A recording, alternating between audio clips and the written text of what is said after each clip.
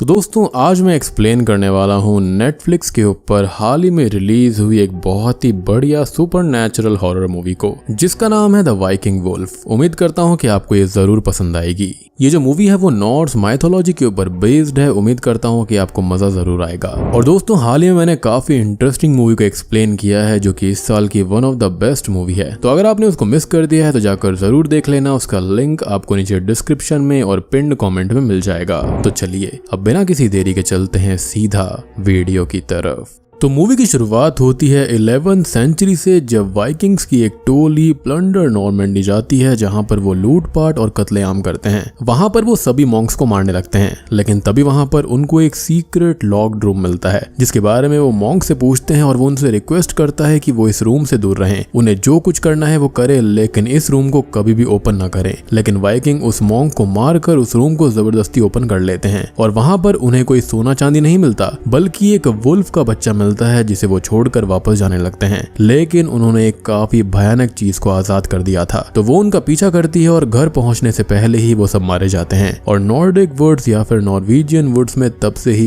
Evil ने अपनी जगह बना ली थी। खैर अब लगभग 1000 साल के बाद यानी कि प्रेजेंट टाइम में हम देखते हैं एक लड़की थाले को, जो कि अपनी मदर लिव, उसके स्टेप डैड आर्थर और म्यूट बहन जेनी के साथ में नॉर्वे के ही एक छोटे से शहर ओस्लो में रहती है। वो यहाँ पर कुछ ही टाइम पहले अपनी फैमिली के साथ में आई है, एज उसकी मदर एक शेरिफ है और यहाँ पर उनका ट्रांसफर हुआ था। अब बात करें थाले के रियल डैड और उसके मदर के बीच के, तो उनके रिश्ते कुछ ठीक नहीं थे और फिर किसी बीमारी की वजह से उसके रियल डैड खत्म हो गए थे। और कहीं ना कहीं थाले और उसकी माँ के बीच में जो रिश्ता है उनके बीच में काफी डिफरेंसेस थे। वहीं पर आर्थर उसे अपनी बेटी मानता है, उसे चाहता है, लेकिन वो उसे अपने डैड की तरह कभी मान ही नहीं पाई। हालांकि अपनी बहन जेनी से उसके रिश्ते बहुत ही ज्यादा अच्छे हैं, जो कि बहनों के होते ही हैं। और एक स्पेशल चीज ये कि जो थाले है उसकी दोनों आंखों का रंग अलग अलग था। अब एक दिन वो घर पर होती है, तभी उसके फ्रेंड जॉनस का उसको कॉल आता है, जो कि उसे बे पर मस्ती करने बुलाता है और वो वहां पर चली जाती है। अब वहां पर स्कूल के और टाउन के काफी बच्चे भी आए हुए थे और वो दोनों अब बात करने लगते हैं। अब तभी जॉनस के पास में एक लड़की एलेन आती है, जो कि उसे बात करने अपने साथ ले जाती है। और इधर थाले अकेली थी, जिसको विदर नाम का एक लड़का छेड़ने लगता है, लेकिन वो उसको इग्नोर कर देती है। अब तक रात भी हो गई थी और वो जॉनस को देखने जाती है, तो वो अभी भी एलेन से ही बात कर रहा था। लेकिन तभी कोई चीज उन दोनों पर अटैक कर देती है, जिससे वो दोनों काफी ज्यादा घायल हो जाते हैं। और अब थाले उनकी मदद के लिए जाती है, एलेन को उठाती है, लेकिन वो चीज उस पर भी अटैक करके उसे हल्का सा घाव दे देती है। और अब यहाँ पर वो घायल और डरी हुई उस चीज को देखने की कोशिश करती है और वो चीज एलेन को कहीं खींच कर ले जाती है, जिसको वो देख नहीं पाती। अब अगले सीन में यहाँ पर पुलिस और एम्बुलेंस आ गई थी और लिव को उसका ऑफिसर फ्रेंड यहाँ के बारे में बताता है कि यहाँ पर बच्चों पर अटैक हुआ है और एक बच्ची एलेन, जो कि मेयर की बेटी है, वो गायब है। अब लिव यहाँ पर पहले तो अपनी बेटी के पास में जाती है, उससे बात करती है, जो कि बहुत डरी हुई थी। वो उसको संभालते हुए पूछती है कि आखिर हुआ क्या था, लेकिन थाले ये बोलती है कि उसको नहीं पता, सब कुछ अचानक से हुआ। अब लिव बाकी ऑफिसर्स के साथ में क्राइम सीन इन्वेस्टिगेट करती है, तो उसे एक जगह पर ट्री पर धंसा हुआ एक क्लॉ नेल मिलता है, जो कि काफी बड़ा था। खैर अब अगले सीन में हम थाले को देखते हैं, जो कि सो रही थी और उसे ड्रीम आ रहा होता है कि वो पानी और वुड्स के ऊपर से फ्लोट कर रही है। अब तभी लिव आकर उसको जगाती है और उससे पूछने की कोशिश करती है, और वो उतना बता देती है जितना वो जानती थी, कि एलेन गिरी हुई थी और वो उठाने गई और फिर उसको कोई खींच कर ले गया। अब अगले सीन में लिव और उसका ऑफिसर फ्रेंड आइलर्ट स्कूल आते हैं उन बच्चों से पूछताछ करने, जो कि उस दिन बे पर थे। अब यहाँ से उनको कुछ ज्यादा पता नहीं चलता और फर्दर इन्वेस्टिगेशन के लिए वो निकल जाते हैं। शाम को लिव थाले को लेकर घर आती है और थाले उससे पूछती है कि उसे डैड की याद नहीं आती, जिस पर वो कहती है कि उसने रिलेशनशिप सही रखने की कोशिश की थी उनके बीमार होने के बाद भी, लेकिन थाले उसकी बातें इग्नोर कर देती है। और यही डिफरेंसेस हैं मदर डॉटर के बीच में। बेसिकली थाले यहाँ पर कुछ भी समझना नहीं चाहती है। अब रात को लिव ऑनलाइन वाइल्ड एनिमल्स के बारे में रिसर्च करती है और वुल्फ के बारे में रिसर्च करती है, जहाँ पर उसे ये पता चलता है कि जो नेल उसको मिला है वो एक वुल्फ के नेल से काफी मिलता जुलता है। वो आइलर्ट को कॉल करके बोलती है कि उन्हें वुड्स में हंटिंग पार्टी भेजनी होगी, जिस पर वो ये बोलता है कि वो लोग ऐसे हंटिंग पार्टी को वहां पर नहीं भेज सकते जब तक कि ये क्लियर ना हो जाए कि एलेन के ऊपर वुल्फ नहीं अटैक किया था। जिस पर लिव बोलती है कि अगर कोई वुल्फ वुड्स में खुला घूम रहा होगा तो ये काफी डेंजरस हो सकता है, जिस पर वो कहता है कि जरूरी नहीं है कि वुल्फ ही हो और सोचने को तो कुछ और भी सोच सकते हैं। जिस पर लिव लिव काफी डिसअपॉइंटेड हो जाती है। अब अगली सुबह थाले ब्रेकफास्ट कर रही होती है और लिव तैयार हो रही थी। तभी लिव को एक कॉल आता है जो कि एलन के बारे में था कि उसकी बॉडी मिली है, और ये जानकर थाले थोड़ी परेशान हो जाती है। खैर अब लिव हॉस्पिटल जाती है तो वहाँ पर डॉक्टर उसे बॉडी दिखाते हैं जो कि बहुत ही खराब हालत में थी, और ये बोलते हैं कि बॉडी की बैक साइड जल सी गई है, जैसे उसे दूर तक घसीटा गया हो। उसके नेक, बैक और चेस्ट पर क्लॉ और टीथ के निशान हैं। एक हाथ उखड़ा हुआ है और एक साइड का मेजर हिस्सा गायब है, और उसको ये लगता है कि शायद से लिव की वुल्फ वाली थ्योरी सही हो सकती है। अब वो नॉर्वे के प्रेडेटर एक्सपर्ट का कांटेक्ट देती है जिसका नाम विलियम है, और लिव जल्दी ही विलियम को ओस्लो बुलवा लेती है इस केस में मदद करने के लिए। खैर अब हम देखते हैं थाले को जो कि उसी स्पॉट पर जाती है जहां पर एलन की बॉडी मिली थी, और अब उसे यहाँ पर वो दिखने लगती है और उसकी आवाजें आने लगती हैं जिससे वो परेशान हो जाती है। और ये असल में उसके माइंड में हो रहा था एज उसने हादसा देखा भी था और एलन को वो बचा भी नहीं पाई थी, और अब वो परेशान रहने लगती है और खुद भी वुल्फ के बारे में रिसर्च करने लगती है। अब हम एक आदमी को देखते हैं जिसका एक हाथ कटा हुआ था, और वो पहले तो चुपके से हॉस्पिटल जाकर एलन की बॉडी को देखता है, और फिर अगले दिन पुलिस स्टेशन पहुंच जाता है शेरिफ लिव से मिलने, और इस आदमी का नाम होता है लार्स ब्रॉडेन। वो लिव से मिलकर उसको बताता है कि एलन को मारने वाला असल में एक वेयरवुल्फ है, ना कि कोई वुल्फ, यानी कि इच्छाधारी भेड़िया है वो। और वो ये चीज अच्छे से जानता है क्योंकि वो खुद अपने एडल्टहुड से उस वुल्फ को हंट करने में लगा हुआ है, और वो एक ब्लड थर्स्टी बीस्ट है जो कि इन्फेक्शन की तरह फैलता है, और उन्हें उस इन्फेक्शन को, उसकी ब्लड लाइन को और आगे बढ़ने से पहले खत्म करना होगा। लेकिन वेयरवुल्फ एक माइथोलॉजिकल क्रीचर है, तो लिव उस पर यकीन नहीं करती और उसे जाने का बोलती है, जिस पर वो उसे अपना एड्रेस देते हुए बोलता है कि वो उस वुल्फ के मरने तक यहीं रुका है, तो जब भी लिव को उसकी जरूरत हो वो आ सकती है। और जब वो अपनी टीम के साथ उसको हंट करने जाएगी तो वो अपनी नॉर्मल बुलेट लेकर ना जाए, क्योंकि उनसे कुछ भी नहीं होने वाला। और अब वो एक बुलेट पैक को उसकी कोट की पॉकेट में रख देता है और उसको एक बुलेट दिखाता है जो कि असल में सिल्वर की थी। और जैसा कि हमने मूवी से देखा है कि इस तरह के भेड़ियों को मारने के लिए सिल्वर काफी काम आता है। अब हम देखते हैं थाले को जो कि जॉनस से मिलने कैफे में जाती है, और वहाँ पर विदर और उसके कुछ दोस्त आकर उसका मजाक उड़ाते हैं, उसके घाव के बारे में उल्टा सीधा बोलते हैं, जिससे परेशान होकर वो वहाँ से चली जाती है। अब घर आकर वो अपना घाव देखती है जो कि ठीक ही नहीं हो रहा था, और उसकी मदर उससे बात करने आती है, लेकिन वो उनसे बात नहीं करती और उनसे चिढ़ने लगती है। और लिव उससे कहती है कि उसने क्या फेस किया है अपने रिश्ते में, सब कुछ थाले को नहीं पता, इसलिए वो नहीं समझ सकती, लेकिन वो उसकी बात नहीं सुनती। वो जाकर अब सो जाती है और उसे फिर से वही वर्ड्स और पानी पर फ्लोट करने वाला ड्रीम आता है, लेकिन इस बार उसके ऊपर थोड़ा सा खून भी लगा हुआ था। अब अगले दिन वो स्कूल जाती है, लेकिन यहाँ पर उसकी तबीयत थोड़ी सी खराब हो जाती है, जिसे जॉनस संभालता है और वो क्लास में चली जाती है। अब क्लास के अंदर स्ट्रेंजली एक वुल्फ के बारे में ही पढ़ाया जा रहा था जो कि नॉर्स माइथोलॉजी में पाया जाता है,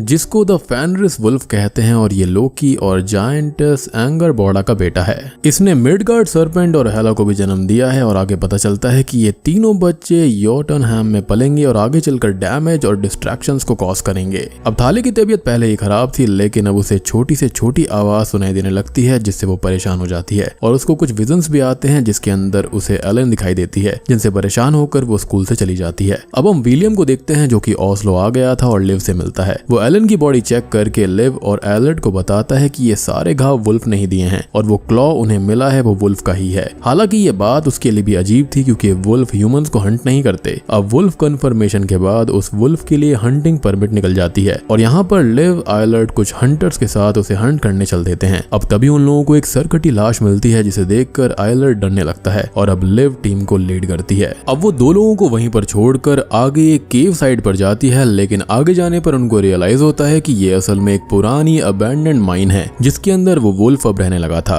अब वो अंदर जाती है और लैडर से नीचे जाने लगती है, लेकिन फिसल कर नीचे गिर जाती है, और नीचे उस सरकटी बॉडी का सर भी मिल जाता है। अब इधर इन लोगों के पास में वो वुल्फ आता है और उन पर अटैक करते हुए उनको खत्म कर देता है। वो उस माइन पर आता है और पहले तो एलर्ट को घायल करता है और बाकी लोगों को मारता है, और अब अंदर जाता है लिव को खत्म करने। वो साइज में बहुत ही बड़ा, एग्रेसिव और काफी डरावना था, और लिव फिसल कर नीचे गिर जाती है, जिससे उसकी रिस्ट टूट जाती है। अब तभी वो उसकी ओर बढ़ता है उसको खत्म करने के लिए, लेकिन वो उसको शूट करती है जिसका कोई भी फायदा नहीं होता, और बुलेट्स भी खत्म हो जाती हैं। और अब वो अपनी पॉकेट से उन बुलेट्स को निकालती है जो कि सिल्वर की थी। वो उस बुलेट्स को उस पर शूट करती है और वो वुल्फ उस पर अटैक करता है, जिसके साथ ही ये सीन यहीं पर शिफ्ट हो जाता है। खैर अब हम लिव को एक हॉस्पिटल में देखते हैं जहां पर उसके हाथ का इलाज हो गया था और एलर्ट इमरजेंसी रूम में एडमिट था, जो कि हंटिंग टीम में से आखिरी मेंबर था। लिव अब बाहर आती है, जिसे एलन की मदर और मेयर थैंक्स बोलते हैं क्योंकि उसने उस वुल्फ को खत्म कर दिया था। लेकिन कैसे, तो इसका जवाब हमको आगे मिल जाएगा। और वुड्स में ये एक ही वुल्फ था जो कि खत्म हो चुका था, जिसे सब राहत की सांस लेते हैं, लेकिन ऐसा नहीं होता। तभी हम रात को जेनी को देखते हैं जिसकी नींद खुलती है तो वो थाले को देखती मिलती है स्लीप वॉकिंग करते हुए और उसे वापस लाकर उसके रूम में छोड़ देती है। अब वो उससे थोड़ी बहुत बात करती है और ये बोलती है चाहे कुछ भी हो जाए वो अपनी बहन का ख्याल रखने हमेशा रहेगी। अब अगली सुबह हम लिव को विलियम के पास में देखते हैं जो कि उस वुल्फ की ऑटोप्सी कर रहा होता है और वो बोलता है कि वुल्फ को पहले 8 गोली मारी गई लेकिन उससे उसका कुछ भी नहीं बिगड़ा, ऑर्गन तक पे इम्पैक्ट नहीं पड़ा था, लेकिन जो 9वीं बुलेट लिव ने मारी थी उससे ही वो वुल्फ मारा गया और उस बुलेट ने उसको अंदर तक चीर दिया जैसे कि कोई केमिकल रिएक्शन हुआ हो। और ये बुलेट असल में सिल्वर बुलेट है जैसे कि मैंने आपको बताया था। और वो ये भी बताता है कि इस वुल्फ का वो क्लॉ भी मिला था वुड्स में और उसने अपने क्लॉ को रीजेनरेट भी कर लिया था जो कि होना नहीं चाहिए था। और उसने अपने एक और एक्सपर्ट फ्रेंड से इसके बारे में बात की। उसने बोला कि ऐसा सिर्फ वेयरवुल्फ के अंदर होता है लेकिन वो रियल नहीं होते। हालांकि लिव को लार्स की बात याद आ जाती है जिसने उसको वो सिल्वर बुलेट्स दी थी। अब वो दोनों उससे मिलने जाते हैं और वो पूरी कहानी बताता है कि वो खुद इस वुल्फ को पिछले 2 साल से ढूंढ रहा था जब से उस वुल्फ ने एक बच्चे को रशिया में मार दिया था।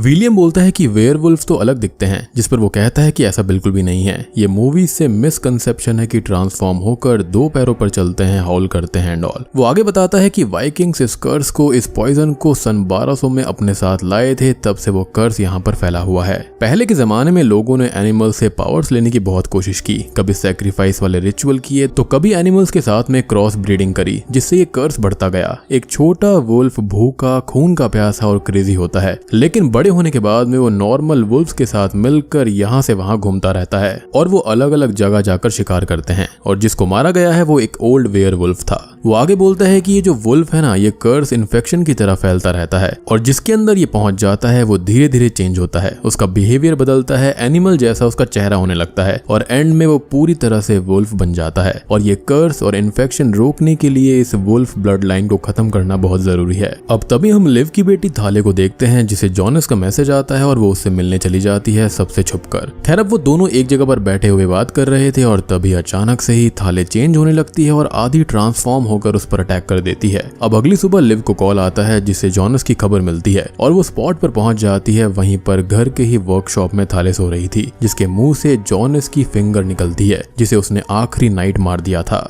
और उसके ड्रीम में इस बार हम उसे पूरी तरह से ब्लड में भीगा हुआ देख पाते हैं। तो असल में ये एक सिंबल था कि वो अब कुछ से कुछ और ही बन रही थी। आपको याद होगा कि उस वुल्फ ने उसको घाव दे दिया था जिससे उसके अंदर भी ये इन्फेक्शन, ये कर्स फैल गया था। अब वो बहुत ही ज्यादा परेशान हो जाती है और उसका चेहरा भी बिल्कुल जानवर जैसा हो गया था और वो सबसे दूर जाने का डिसाइड करती है। वो उस क्राइम स्पॉट पर भी थोड़ी बहुत नजर रखती है और समझ जाती है कि उसने बहुत बड़ी गलती कर दी है। लिव अब जॉनस की बॉडी और स्पॉट को इन्वेस्टिगेट करती है और विलियम से टेस्ट करवाती है और अब जॉनस के पास मिले हुए सलाइवा से ये कंफर्म हो जाता है कि उसके अंदर ह्यूमन डीएनए भी है, मींस कि उस पर एक वेयरवुल्फ ने ही हमला किया था। अब इधर हम लार्स को देखते हैं जो कि हॉस्पिटल लाकर आइलर्ट का लाइफ सपोर्ट सिस्टम बंद कर देता है क्योंकि उसके ऊपर भी उस वुल्फ ने घाव छोड़ दिया था जिससे वो भी कभी भी ट्रांसफॉर्म हो सकता था और इस कर्स को रोकने के लिए उसने ऐसा किया और यहाँ पर आइलर्ट मारा जाता है। अब थाले यहाँ पर एक बस से भाग रही होती है लेकिन आज की रात फुल मून की नाइट होती है तो अब वो पूरी तरह से वुल्फ में ट्रांसफॉर्म हो जाती है और कर्स पूरा हो गया था और अब वो बस के बहुत सारे लोगों को जान से मार देती है। लिव को उस बस के एक्सीडेंट के बारे में पता चलता है तो वहां पर वो जाती है और यहाँ पर उसे थाले के कपड़े मिलते हैं जिससे वो समझ जाती है कि वही वेयरवुल्फ है और विलियम भी वहां पर आ चुका था।